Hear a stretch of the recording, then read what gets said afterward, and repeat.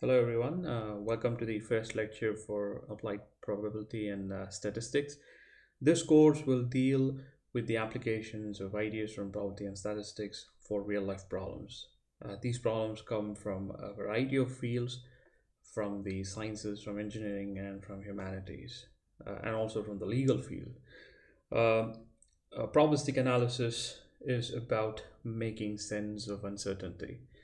We are very comfortable and ready to interpret what's going to happen when we know what is going to happen. So tomorrow the sun is going to rise in the eastern side for sure. Uh, it is only when there is uncertainty. For example, when does the monsoon season start in South India? Then that results in erroneous reasoning sometimes and even misleading conclusions because uncertainty is part of uh, what we are and what surrounds us. We have to deal with uncertainty in uncertain terms. Uh, Probabilistic analysis is uh, or probabilistic analysis provides us a thorough framework for dealing with uncertainty and communicating uh, results that come from uncertain scenarios.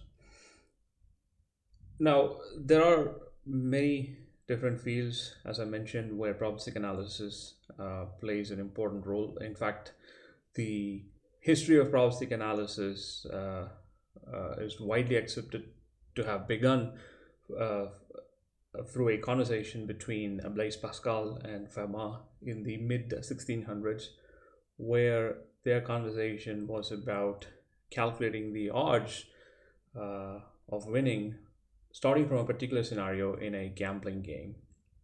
And this stirred the interest of a lot of philosophers and mathematicians, and a great amount of work has been done since then. And probabilistic analysis has found applications even before the advent of computers. And After the advent of computers and after the availability of high computational power, we were able to leverage ideas from probabilistic analysis into modern machine learning algorithms. Um, an interesting example that I would like to mention to this end is about a legal case in Los Angeles that happened in 1964. 1964 in Los Angeles, there was a woman who had or who was said to have had a blonde colored hair that was in a ponytail, who snatched a purse from another woman. And the way the crime was reported, that this woman, the blonde colored hair ponytail woman who snatched a purse and fled on foot, and later she was found entering a yellow car that was driven by an African American man sporting a beard and a mustache. Now, the police, they investigate based on the description that they are provided with. So they started the investigation. They eventually narrowed down to a woman who had a blonde colored hair in a ponytail. And this woman was regularly found to be in the company of an African American man who had a beard and a mustache. And he happened to own a yellow car. So all the descriptions match. And what do the police do? They just arrest them. They arrested the pair, even though there was not any hard evidence linking the couple to that particular purse snatching crime, or there were no witnesses who are able to identify that those were the two people who were involved in that particular theft. The argument from the prosecution side was that it is the probability. So I'm throwing in the word probability, but we'll thoroughly define what it is in the upcoming lectures. The prosecution team argued that the probability that a random couple that would fit the description of the perpetrators, the robbers, is resoundingly low, right? Which is what, and they claim that it's 1 in 12 million in a city like Los Angeles then. And they said and this is beyond reasonable doubt that those two people are guilty of having committed the crime. Now, the defense team, they argued along these lines. So they said that it is a fact that there exists at least one such couple, like the defendants, in the city of Los Angeles who fit the robber's profile. Given such evidence, the relevant question to ask is, what is the chance that there exists other couples who also fit the same profile? Blonde colored hair, ponytail, women with an African American man, sports a beard and mustache, and a yellow car. So given that they found a couple who fit that profile, the relevant question to ask is, what is the chance? Again, throwing in the word chance, we'll thoroughly ground all these concepts later. So what is the chance that there exists other couples who also fit the same profile? Now, the defense team actually came up with a very simple probabilistic model, and they were able to prove that the chance of finding another couple that fit the same description, given that they've already found a couple that fit the description, is actually fairly high. They showed that the chance is about 4%, and this made the jury conclude that they do not have enough evidence to prosecute the couple. Now, this is just one example of an application of probability and statistics in the legal domain. And there are several other applications, for example, in the insurance domain, in the medical domain, in the engineering and sciences, and in the humanities, and in practical life. And that is what makes probabilistic analysis very interesting, because it gives us, or it enables us solve problems around us that are very close to us, very relevant to us, and that are happening around us on a day-to-day basis. And as I mentioned, probabilistic analysis also is the absolute foundation for certain modern machine learning algorithms, which have proved to be very effective for classification purposes. So let's talk about a very simple scenario. So first, let me just state this again. So probabilistic analysis is about making sense of uncertainty.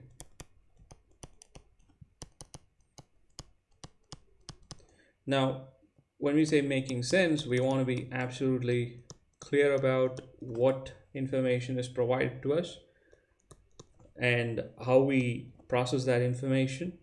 Now, how we calculate things based off that information, and how we communicate that information, right?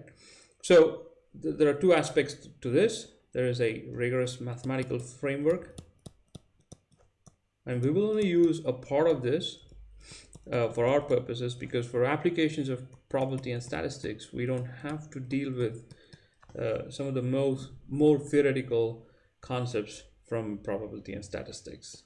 So it provides us a rigorous mathematical framework, and it enables us communicate, or I would rather say quantify and communicate,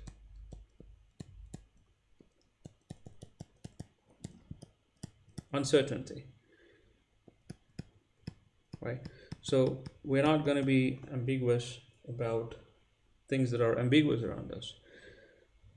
So this boils down to structuring information that is provided to us, or that is available to us, right? Because information is not always available in a nice and structured form. So it's about structuring information, processing it. So how we're going to make use of the information that is provided to us, and communicate numbers, right? So communicate numbers, communicate your conclusions. So as we see here, language plays a very important role. So language plays an important role. And since, we will use English language for our lecture. So we will use simple ideas from the English language as a tool for structuring information, processing, and communicating. And we will see how language plays an important role when we get to some very interesting applications. In fact, most of the times it is not the problem or the underlying scenario that's confusing, it is the way the scenario or problem is being communicated that makes, and the way it is interpreted based on how it is communicated, that confuses things a lot. Okay, so let's begin with a very simple example. Okay, because what we are going to see is the role of two words from English, the word and the word or, and the role that these two words uh, play in the context of probabilistic calculations. Okay, so what we're going to do now is to look at the words and or.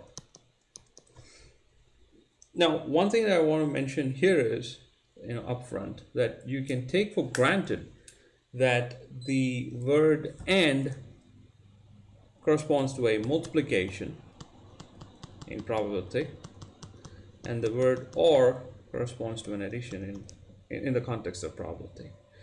If you ask me why, how, we will see this soon, but just take it for granted for now. Okay. Now, the example that I wanted to show is, suppose we have a family.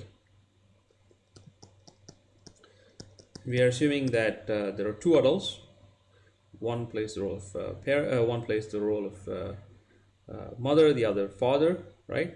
So we have two adults,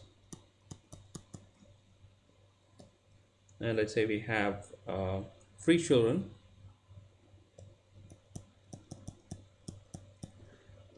and 2 pets.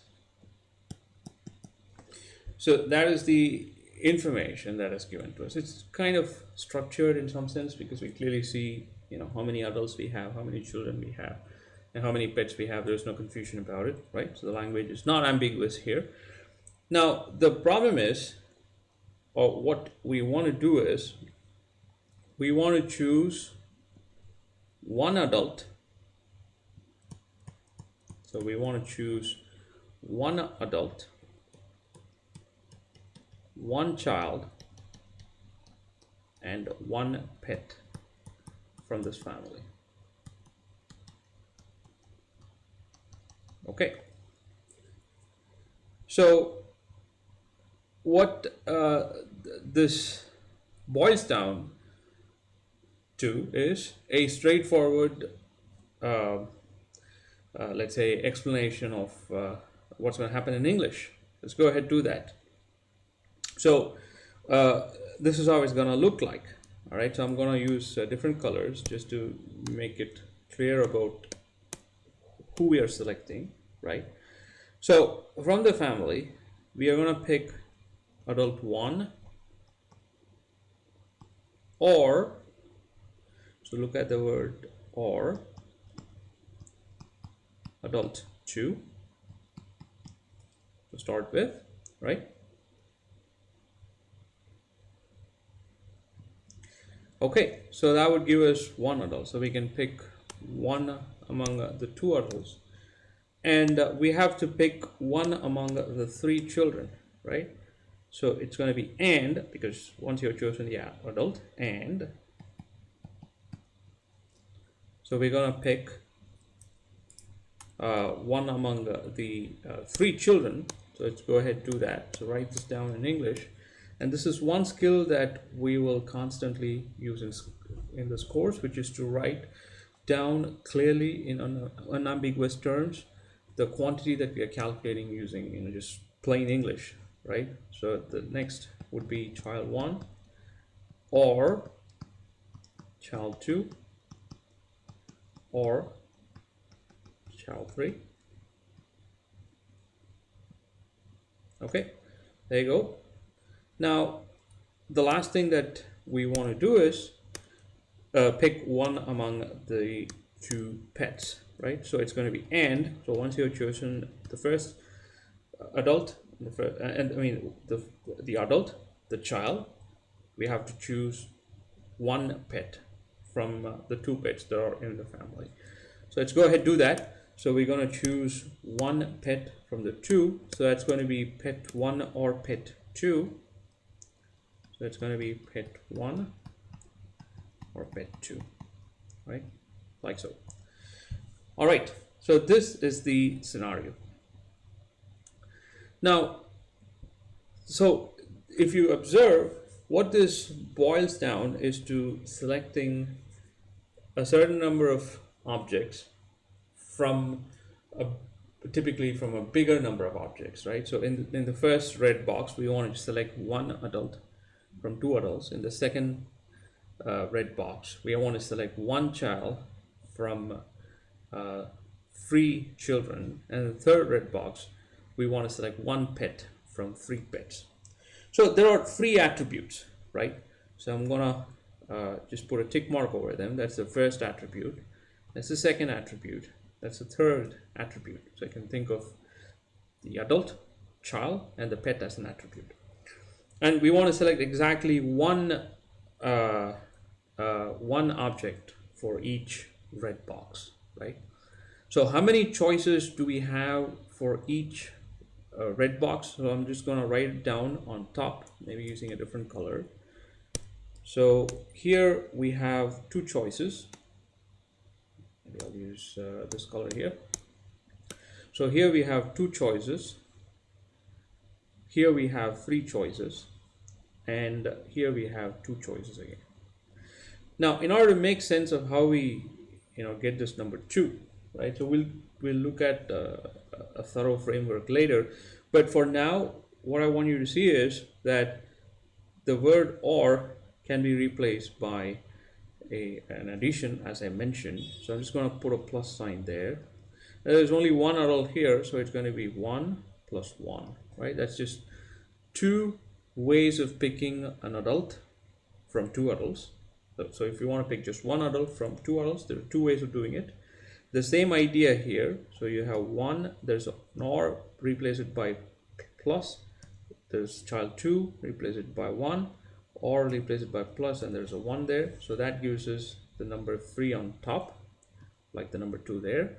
And here similarly we have one pet or one other pet. So there are two ways of picking one pet from two pets, right?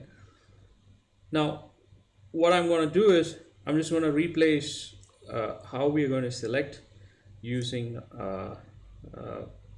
mathematical quantities. So in this case we have 2 coming up from the first red box. So we have 2 adults, and then this and is going to be replaced by a multiplication, and then there are 3 choices for picking a child, and then there's the next and that becomes a multiplication, and then there are 2 choices for picking a pet. So if you look at this, there were 3 attributes, right? So the first attribute is the adult, the second attribute is the child, the third attribute is the pet. There were 2 choices for the adult, 3 choices for the children, and 2 choices for the pet. So this in some sense is called sometimes called the fundamental principle of counting. It goes by many different names, but the idea is very simple, right? So if you have, I have 3 attributes here, and there are 2 choices for the first attribute, 3 for the second attribute, 2 for the third attribute. So the number of ways you can form a selection of these 3 attributes is 2 times 3 times 2, right?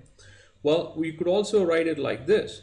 You could also write it as 1 plus 1 multiplied by 1 plus 1 plus 1 multiplied by 1 plus 1. Now I want you to relate what I just wrote down with the English statement about. So this 1 plus 1 stands for adult 1 plus changes to an or, the 1 afterwards is adult 2. So it's adult 1 or adult 2, the multiplication is an and. Adult 1 or adult 2 and child 1 or child 2 or child 3, and pet 1 or pet 2, right? So that is a quick introduction to the principle of counting. So if you see, it really boils down to selecting objects. So as I mentioned, we want to select in each red box one object from an available number of objects. So let's look at another example, slightly more complicated, I would say, than the one that we just saw. So it's another example. Suppose we have three families, right? So let's say that there's a park that only allows one family at a time,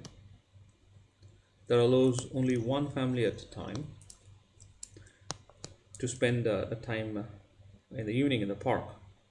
So it allows only one family every evening.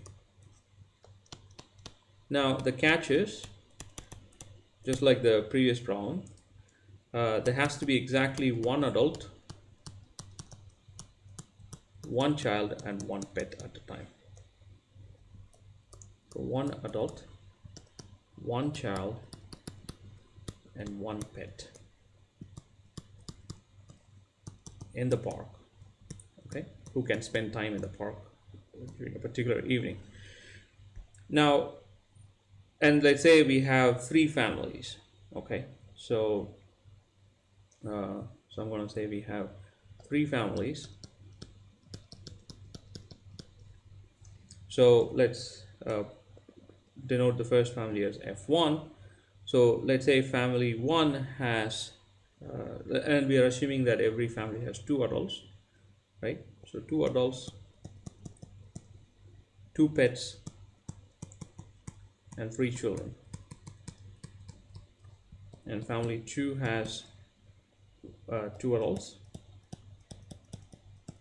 one pet, and let's say it has, maybe I'll swap the position of children and pet. So it's, say, three children, two pets. The second family has two adults, one child, and one pet. The third family has two adults, let's say five children, and three pets. Okay, so the question is, how many possible parent, child, pet triplets are possible, right? So just like the previous problem, so we're going to ask how many possible parent, child, pet triplets are possible. So the idea is exactly the same as before, right? So here we're going to start with a description of how many possible triplets are possible using plain English, right? So it's mentioned that only one family can spend time at the park, right? So it can be either family 1 or family 2 or family 3, right? So we already know how to do it when it's just family 1 or family 2 or family 3, right? So that was the previous example. Okay, so let's go ahead, complete this calculation using our idea from the previous example. So if it's family 1, now we have to select three attributes: an adult, a child, and a pet. So how many choices we have for the adult? We have two choices for the adult, and we have three choices for the child, and two choices for the pet. And this OR will be replaced by a plus. And for family 2, so we have two choices for the adult, one for the child, and one for the pet. This OR will be replaced by a plus. And for family 3, we'll have two choices for the adult, five choices for the child, and three for the pet. So you see that it's just a slightly more complicated setup, in the sense there are more scenarios that are being clubbed using the word or. Simply replace them by a plus and use the same idea, right? So that should give you a good idea about, the role of selection that plays in counting, right? So, and why counting is important is because later we will see that in order to use ideas from probability, we will be able to, we should be able to count things, how many ways certain things can happen that are favorable to us, not favorable to us, etc. Okay. So, um, having said that, we are going to look at a selection process. Okay. So, where we want to select our objects out of n distinct objects.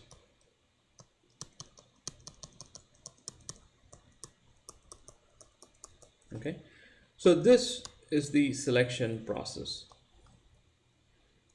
Now, how many ways can we do this? The question is, how many ways can we select our objects out of n distinct objects? So how many ways can this be done? Now, let me give you an example where language, or uncertainty in how we communicate can complicate things, right? Suppose somebody comes and tells us, how many ways can 3 students be selected out of 10? Okay, this is just an example. So clearly all the 10 students are distinct, right? So we have r equals 3 in this case, and n equals 10. So that's the first thing I want you to identify, right? So this is r, and n is equal to 10. Okay, now this statement as such is a little confusing, right? The reason why it's confusing is because what do we want the students to do? So what do we want the students to do?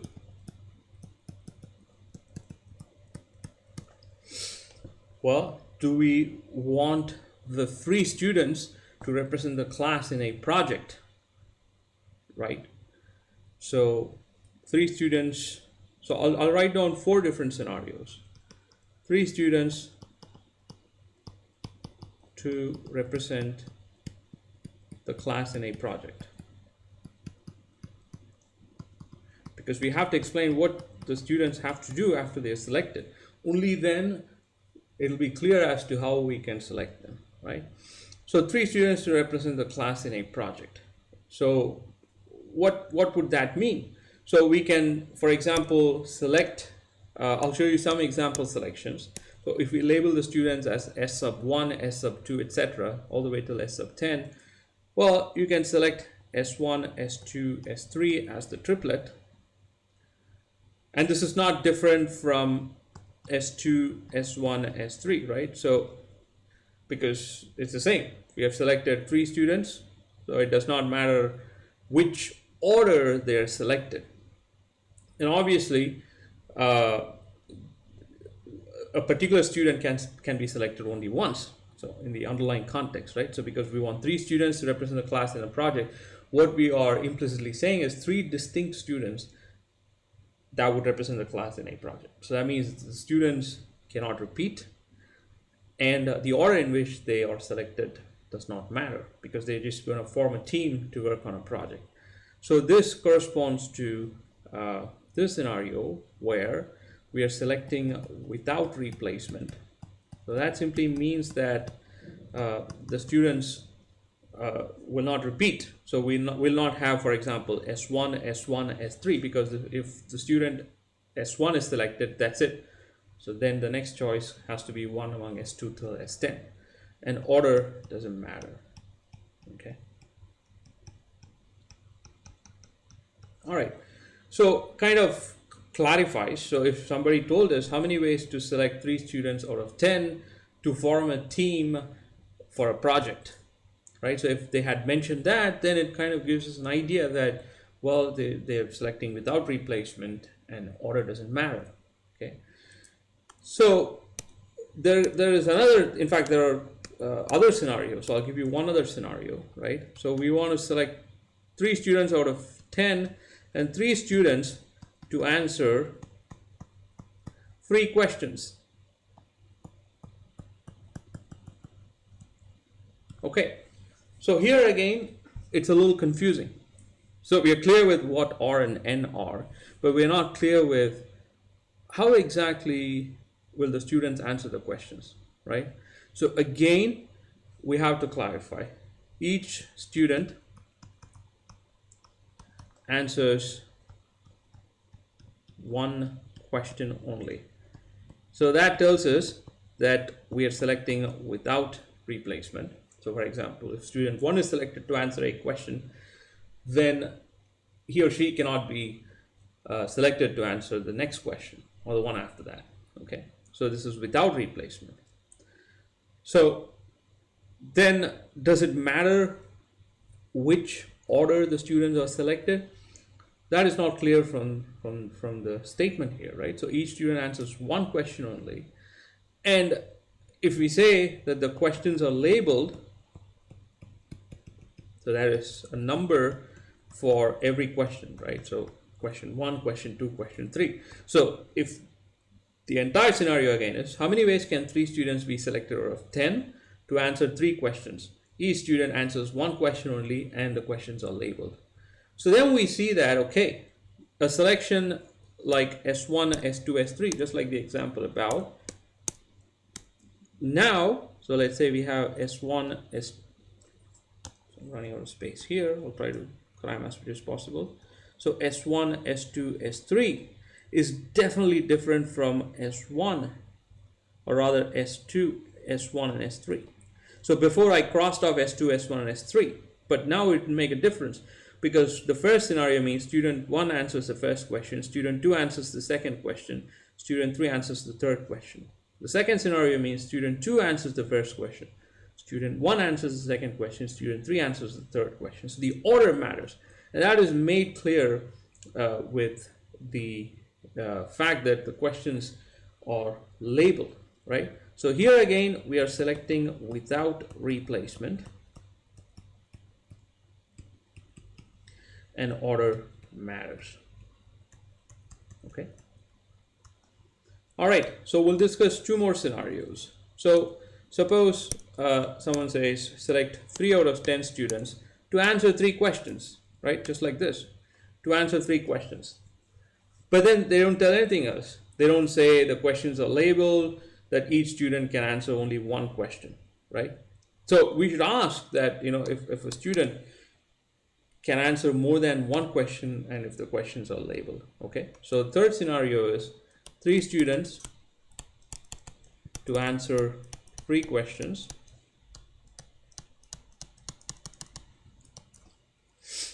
and here each student can answer more than one question.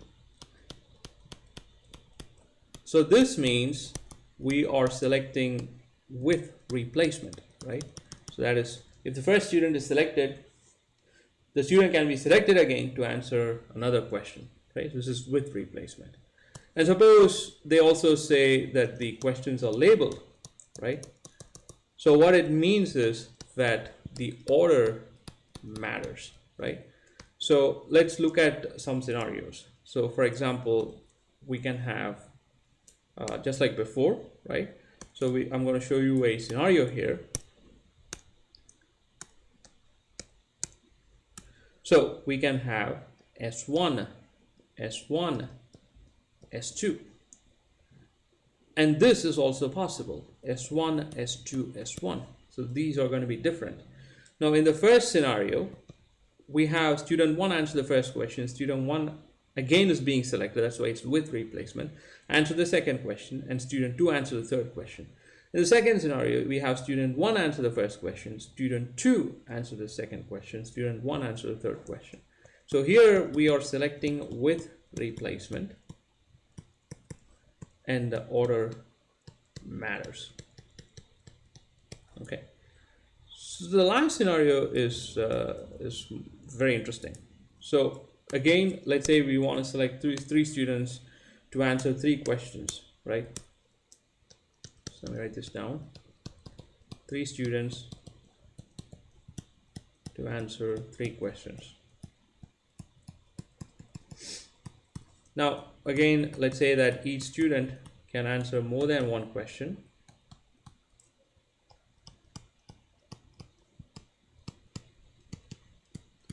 And let's say the questions are not labeled. The questions are not labeled. Okay, so which means, there is no question 1, question 2, question 3, just 3 questions, right?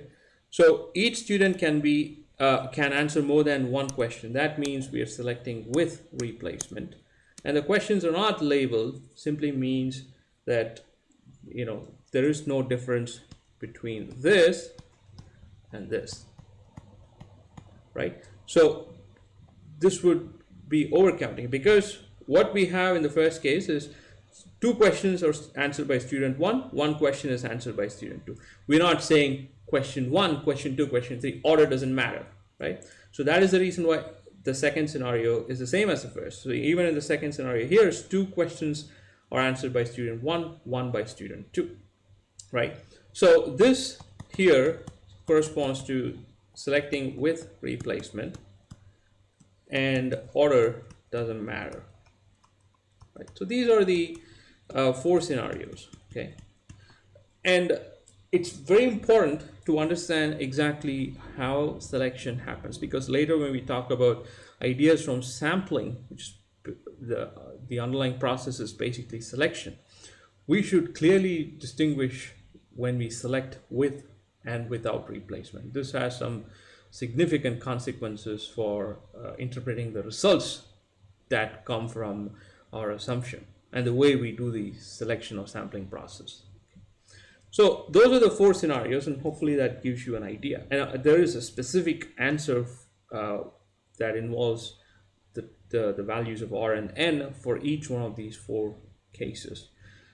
Just to summarize, I will write down a table, and we will fill this table in the next lecture using some very basic ideas from counting. So selecting R objects, selecting R objects out of n distinct objects. And in fact, what I would like you to do is to come up with scenarios, and let's say all 4 of them are similar, but with a slight twist that would fit in each one of the cases below, right? So this is what we want to do. So we want to select either with replacement or without replacement, and then we can either have order matter or order does not matter. Okay, so it will be a good exercise to come up with scenarios that fit these 4 possible cases, right? And try to make your language as unambiguous as possible so that it's clear as to how we are selecting. Now in the next lecture, we will see how exactly to calculate these things based off the values of R and N, and we will see some other interesting extensions of these 4 cases here. All right, I'll see you in the next lecture. Thank you. Bye.